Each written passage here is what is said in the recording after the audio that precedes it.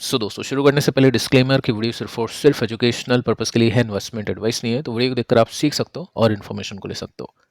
तो स्टार्ट करते हैं आज के बाजार के साथ में। देखिए गिरावट के साथ में क्लोजिंग 99 पॉइंट्स की गिरावट है, 0.38% की मंदी है, 2642 के आसपास की क्लोजिंग है। 26,800 तक निफ्टी चला गया था, लेकिन चलो ठीक है, 26 को अभी तक निफ्टी ने तोड़ा नहीं। 26,144 के आसपास का हाई निफ्टी ने लगा दिया। निफ्टी बैंक को देख लेते हैं तो इसके अंदर भी कुछ खास नहीं है। मिड कैप नीचे, स्मॉल कैप न्यूट्रल। कंपनी के स्टॉक्स को देखने चले तो मैक्सिमम जो कंपनीज उनके स्टॉक्स आज नीचे आके बंद हो चुके हैं। मार्केट ठीक था यूएस का, बट उसका कुछ खास इंपैक्ट हुआ नहीं निफ्टी के ऊपर। निफ्टी नेगेटिवली ही जाके बंद हुआ। मेटल ने, एफएमसीजी ने ठीक परफॉर्म किया, बाकी सब कुछ नीचे है। आईटी ने सबसे खराब परफॉर्म किया है और बाकी जो मेजर सेक्टर्स है ना वो भी सब नीचे थे। तो हो सकता है इन्वेस्टर्स के पोर्टफोलियो भी आज नीचे ही जाके बंद हुए हो सकता है निफ्टी को भी बीट नहीं कर पाए हो। अब देखिए एक वीडियो मैंने आपको दिया था जिसके अंदर हमने इक्विटी और गोल्ड के ऊपर चर्चा की थी। अभी कुछ दिन पहले की बात है, अगर आपने वीडियो देखा होगा तो आपको पता होगा, हमने ये बातचीत की थी कि इक्विटी एंड गोल्ड दोनों अभी बुलिश है। इक्विटी, गोल्ड एंड सिल्वर हम बोल सकते हैं, दोनों चीजें अभी बुलिश है। फिर मैंने आपको कहा था कि ऐसा होगा नहीं कि दोनों चीजें एक ही डायरेक्शन में चले। आपको आगे चल के देखने को मिलेगा या तो इक्विटी नीचे जाएगी या गोल्ड एंड सिल्वर में करेक्शन होगा। अभी आप देखोगे तो गोल्ड एंड सिल्वर की प्राइस एक्शन काफ़ी अच्छे हैं, काफ़ी बुलिश है, लेकिन इक्विटी की जो प्राइस एक्शन है वो काफ़ी नेगेटिव हो चुके हैं। तो स्टॉक मार्केट की बात करें तो वो भी नेगेटिव है। उसके पीछे का रीज़न आपको पता ही है। अभी जितने भी कंपनीज के नंबर्स हम देख रहे हैं, साथ में Q3 की गाइडेंस देख रहे हैं, क्योंकि अभी नंबर्स आने वाले हैं नेक्स्ट मंथ से। सो अपने को पता होना चाहिए कि कहाँ पे कैसी अर्निंग ग्रोथ आ सकती है, किस तरह की एक्सपेक्टेशंस है। ट्रेडर को भी हेल्प मिलती है, साथ में इन्वेस्टर्स को भी हेल्प मिलती है। तो मैक्सिमम जो कंपनीज है ना उसमें अपन ये देख पा रहे हैं कि गाइडेंस अच्छी नहीं है। स्टॉक्स अपने सपोर्ट पे है, वैल्यूएशन भी नीचे है, लेकिन गाइडेंस अच्छी नहीं है। तो इक्विटी मार्केट अभी के समय वीक है।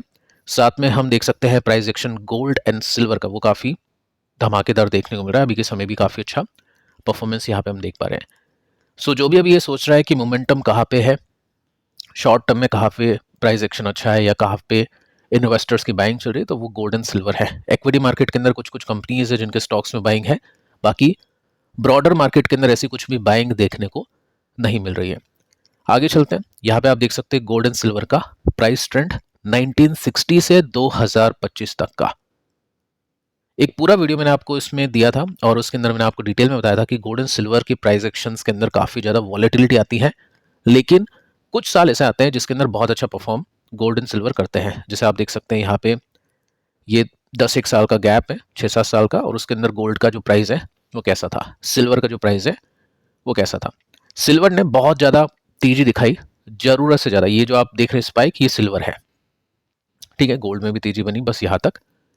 उसके बाद में जो करेक्शन हुआ, 20 साल हो गए, 1980 से लेकर 2000 सिल्वर नहीं चला, गोल्ड भी नहीं चला। बीच बीच में छोटे मोटे जो मूव्स हैं वो देखने को मिले थे। उसके बाद में आप देखो यहाँ से 2000 से 2010 तक हम बोल सकते हैं सिल्वर ने वापस से एक बड़ी तेजी दिखाई। उसके बाद में फिर कुछ साल नहीं चला, अभी वापस से आप देख सकते हैं सिल्वर उसी जोन में जा रहा है। सिल्वर एंड गोल्ड का यही इतिहास है। जब चलते हैं तो किसी के हाथ में नहीं आते और बहुत बढ़िया पैसे बना के देते हैं इन्वेस्टर्स को, लेकिन जब गिरते हैं ना तो फिर कई साल तक नहीं चलते हैं। ये चीज़ आपको पता होनी चाहिए और ये डेटा मैं आपको पहले भी दे चुका हूँ। उसी वजह से हमने बातचीत की थी, जब सिल्वर नीचे जा रहा था तो हमने ये डिस्कशन किया कि जितना गिरता है, इन्वेस्टर क्या करता है, जितना गिरता है उसको उतने गिरने दिया जाता है, क्योंकि उसको पता है पास्ट का प्राइस एक्शन कैसा है कि गिरेगा तो फिर बहुत तेज गिरेगा। तो क्या पता अभी कोई मेजर करेक्शन हो या कोई माइनर करेक्शन हो, पता नहीं होता है ना एकदम से। तो हम ये कर सकते हैं, जितना गिरना है उसको उतना गिरने दो। उसके बाद में अगर कुछ बेस बनेगा, या तो 10% गिरने के बाद में बनेगा, या 20 या 30 या 40 50 60 70 कितना भी गिरेगा, एक बेस बनेगा। उसके बाद में कुछ रिवर्सल होगा तो वहां पे फिर इंटरेस्ट लिया जाता है। वही चीज सिल्वर में अपन ने अभी देखी, कोई मेजर करेक्शन नहीं हुआ, 20-25% का आई थिंक करेक्शन था, लेकिन उसके बाद में काफी गजब का प्राइस एक्शन देखने को मिला। गोल्ड एंड सिल्वर के अंदर क्या होता है, आपको प्योर टेक्निकल एनालिसिस के ऊपर फोकस करना है।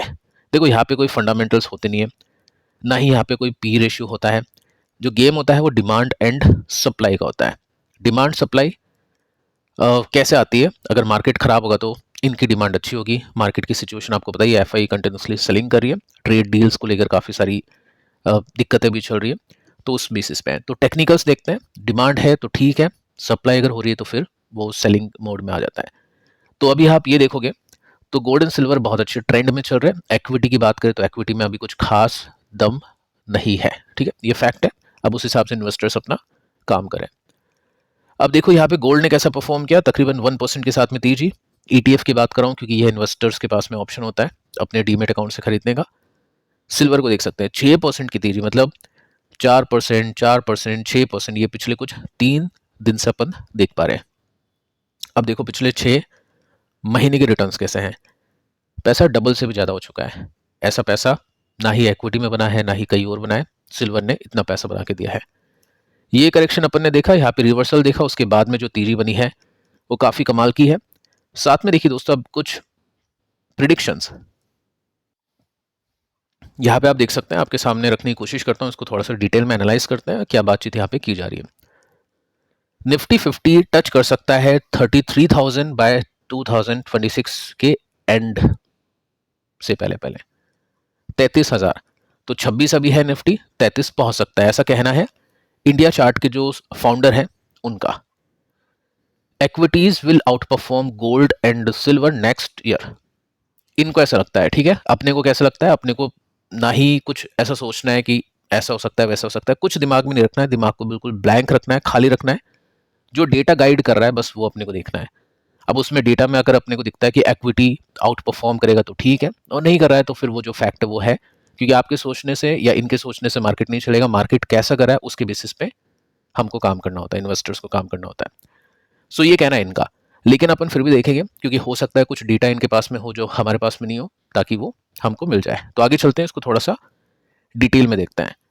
सो यहाँ पे दोस्तों आप नोटिस कर सकते हैं कि निफ्टी 50 33,000 तक पहुंच सकता है 2026 में, और उसके पीछे का रीजन क्या है, अर्निंग्स ग्रोथ पिकअप। अब देखो ये भी हवा में बात नहीं कर रहे हैं, अर्निंग्स ग्रोथ मिलेगी तब जाके निफ्टी ऊपर जाएगा, और बैंक निफ्टी पहुंच सकता है 72,000। ये दोनों की प्रिडिक्शंस यहाँ पे की है। अब देखो आगे चल के क्यों हो सकता है ये। अभी जो मार्केट है ना वो मूव कर रहा है इन लाइन विद अर्निंग्स, कहना इनका सही है, क्योंकि अगर आप small and mid cap companies को देखोगे तो नंबर्स अच्छे नहीं है तो स्टॉक भी अच्छा नहीं करे, स्टॉक काफी नीचे है। जिनके नंबर्स अच्छे हैं वो ठीक ठाक सा कर रहे हैं, तो नंबर्स के हिसाब से ही मूव कर रहा है। बहुत ज्यादा महंगा मार्केट अभी नहीं है, लेकिन नंबर से अच्छे नहीं आ रहे तो क्या कर सकते हैं। सो यहाँ पे मेंशन कर रखा है इफ अगर अर्निंग्स अच्छी आती है 15% के साथ में बढ़ती है 2026 में टोटल कंपनीज को मिला के, कि मार्केट 12% के आसपास की ग्रोथ देता है, इन्फ्लेशन है उसके ऊपर ऐड कर लेते हैं ग्रोथ को, तो 12% की नॉर्मली आते हैं। तो यहाँ पे इन्होंने 15% का रखा है क्राइटेरिया। तो 15% अगर अर्निंग्स बढ़ती है निफ्टी 50 की कंपनीज की टोटल मार्केट की, तो फिर निफ्टी हो सकता है 15-20% चल जाए और 30-33 हज़ार तक पहुंच जाए। ये इसके पीछे का रीजन है। अब ये बात सबको पता है, क्वेश्चन ये है कि क्या अर्निंग्स बढ़ेगी या फिर नहीं। वो कैसे देख सकते हैं, वो अपने को नंबर्स में देखने को मिलेगा। गाइडेंस कैसी आती है, मैनेजमेंट की गाइडेंस के हिसाब से कंपनी नंबर्स दे पाती है या फिर नहीं, ठीक है। आगे चलते हैं। अब देखिए दोस्तों बात करते हैं गोल्ड एंड सिल्वर को लेकर। ये जो मेटल है ना इनका आउटलुक क्या है। सो गोल्ड एंड सिल्वर के लिए इन्होंने कहा है कि नेक्स्ट ईयर ये खराब परफॉर्म करेंगे, इक्विटी अच्छा करेगा। अगर देखो इक्विटी अच्छा कर रहा है तो ऑब्वियस ये खराब ही करेगा, लेकिन पॉइंट ये है इक्विटी अच्छा करेगा या फिर नहीं। अगर नंबर्स वैसे नहीं आते ना तो फिर गोल्ड एंड सिल्वर को कोई नहीं रोक सकता, वो 2026 में भी अच्छा ही करने वाले हैं। टेक्निकली ये ओवरबॉट पे आ चुके हैं। जो RSI अपन देखते हैं मंथली चार्ट के ऊपर, यहाँ पे कहीं पे नहीं लिखा हुआ है लेकिन मंथली चार्ट की यहाँ पे बात करें, सो ये काफ़ी ऊपर जा चुके हैं, ठीक है। उसकी वजह से करेक्शन आ सकता है, प्रॉफिट बुकिंग आ सकती है। चलो ठीक है, ये मान सकते हैं कि जैसे चलता है वैसे थोड़ा सा गिरता भी है, ठीक है। और ये बिलीव करता है इक्विटी आउट परफॉर्म करेगी गोल्ड एंड सिल्वर को 2026 में। मार्केट को क्या चीज़ स्लो कर सकती है, जो अनसर्टेनिटी अभी है ट्रेड डील को लेकर। देखिए दोस्तों वापस से घुमा फिरा के वही बात आ चुकी है जो मैं आपको काफ़ी टाइम से बता रहा हूँ। ट्रेड डील को लेकर अनसर्टेनिटी है तो फिर क्या होगा, सिल्वर एंड गोल्ड अच्छा करेगा और ऑब्वियसली फिर इक्विटी अच्छा नहीं करेगा। तो यही पॉइंट यहाँ पे मेंशन कर रखे हैं। पॉइंट ये है कि 15% के साथ में अर्निंग्स बढ़ती है या फिर नहीं। निफ्टी के टेक्निकल्स को देखते हैं, डे चार्ट का सीन है और उसके अंदर आप देख सकते हैं कि यहाँ पे निफ्टी ने एक दे दिया है रिवर्सल नेगेटिवली। सपोर्ट कहाँ पे, सपोर्ट अब 1% नीचे है। सो देखते हैं निफ्टी यहाँ से किस तरह से परफॉर्म करता है। बाकी टेक्निकली निफ्टी अब बेरिश हो चुका है शॉर्ट टर्म चार्ट यानी डे चार्ट के अंदर। अब ये आपके सामने है गोल्ड का ETF, इसको देख लेते हैं। सो यहाँ पे आपको कुछ दिख रहा है क्या कि कुछ नेगेटिविटी है? नहीं। ये रेसिस्टेंस नहीं टूटा, ये रेसिस्टेंस नहीं टूटा, ये रेसिस्टेंस नहीं टूटा, ये रेसिस्टेंस नहीं टूटा। क्लियर कट सुंदर चार्ट हम बोल सकते हैं, जो भी बुल होते हैं मार्केट के अंदर उनके लिए इससे अच्छा चार्ट कुछ होता ही नहीं है। ठीक है, सो यहाँ पे तेजी बन रही है। उसके इसको लेकर कुछ क्वेश्चंस भी आ रहे हैं।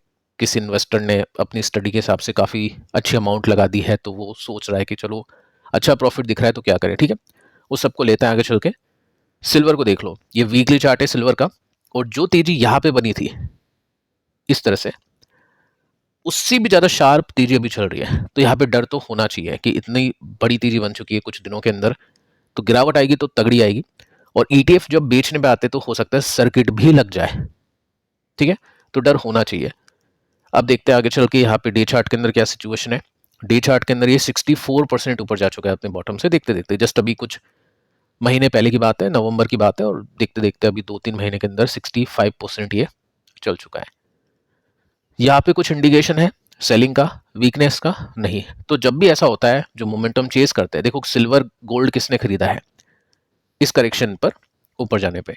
जिसको मोमेंटम चेज करना है, जो वैल्यू बाइंग कर रहा है वो इक्विटी खरीद रहा है क्योंकि वो अभी सस्ती है। तो जिसने मोमेंटम चेज किया है वो मोमेंटम जब तक होगा जब तक वो बेचेगा भी नहीं, ऑब्वियस है। तो ऑब्वियस है कि यहाँ पे कोई सेलिंग आ नहीं रही है, इन्वेस्टर्स यहाँ पे होल्ड ही कर रहे हैं। अब देखिए क्वेश्चन था कि कुछ गोल्ड एंड सिल्वर बेच दे क्या, कहाँ तक होल्ड करे, काफ़ी ऊपर हैवी क्वांटिटी है हमारे पास में। अब देखो पैसा बन रहा है तब भी लोग डर रहे हैं, जब पैसा नहीं बनता है नुकसान होता है तब भी डरते हैं। अब क्या कर सकते हैं? सो वही चीज़ है, मोमेंटम अभी है कंटिन्यूसली, तो ऑब्वियस है। मैं बता नहीं सकता हूँ आप होल्ड कर सकते हो या सेल कर सकते हो, बाकी समझदार को इशारा काफ़ी है। आगे चलते हैं। सर आपने कहा था गोल्ड में फोमो मत करिए, व्हाट अबाउट अगर मेरी SIP चल रही है गोल्ड ETF में? देखो इसका आंसर सिंपल सा है कि SIP चल रही है उसकी बात अलग है, वो कंटिन्यूसली चल सकती है।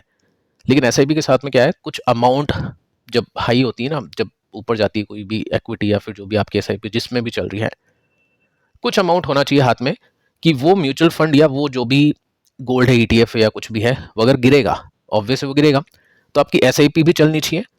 लेकिन वो जो कुछ अमाउंट है लमसम का अगर है आपके पास में, तो वो अमाउंट भी लगना चाहिए, ताकि आप तेजी में भी खरीद रहे हो, गिरावट में भी खरीद रहे हो, लेकिन गिरावट में ज़्यादा खरीदो। वो अगर है पॉसिबल तो वेल एंड गुड, नहीं तो फिर जो SIP होती है वो कंटिन्यू करते हैं इन्वेस्टर्स नॉर्मली। सो फिलहाल दोस्तों इस वीडियो में इतना ही। पिछले वीडियोस को देखना, कल की काफ़ी इंपॉर्टेंट है। साथ में अभी आपके मन में क्वेश्चन हो सकता है कि अर्निंग्स किसकी कैसी आ सकती है, तो उसको लेकर भी हम बातचीत कर रहे हैं। सपोर्ट की कंपनीज को ये वीडियोस आप देख लेना, ये भी आपके लिए काफ़ी इंपॉर्टेंट है। यहाँ पे भी हमने सपोर्ट वाली कुछ कंपनीज को डिस्कस किया था गाइडेंस के साथ में, तो इनको भी आप देख लेना। मिलते हैं नेक्स्ट वीडियो में, तब तक के लिए बाय बाय।